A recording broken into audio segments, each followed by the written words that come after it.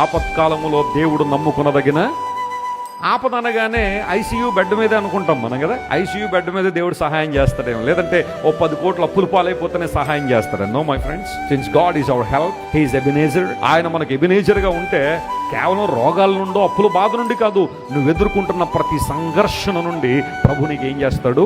విడుదలిస్తాడు. ఏ దాస్య గృహంలో ఉండిపోయావు, ఏ place of స్లావరీలో ఇంకా ఉండిపోయావు, ఏ ల్యాండ్ ఆఫ్ బాండేజ్ లో నువ్వు ఉన్నావు, ఏ దాస్య గృహంలో ఇంకా నువ్వు బంధించబడి ఉన్నావు. విడుదల కోసం అక్కడికి ఇక్కడికి పరిగెడుతున్నావు కానీ విడుదల రావట్లేదే. ఒక త్రాగుబోతనం కావచ్చు, ఒక జూదం కావచ్చు, ఒక పోర్నోగ్రఫీ చూడడం కావచ్చు ఫోన్లలో, లేకపోతే అబద్ధాలు కావచ్చు, మోసం కావచ్చు, కామాతురత కావచ్చు, దురాశలు కావచ్చు, దొంగతనాలు కావచ్చు, దోపిడితనం కావచ్చు, అన్యాయం కావచ్చు, అక్రమం కావచ్చు, మరొకటి కావచ్చు, ఏ దాస్య గృహంలోనూ ఉండిపోయావు.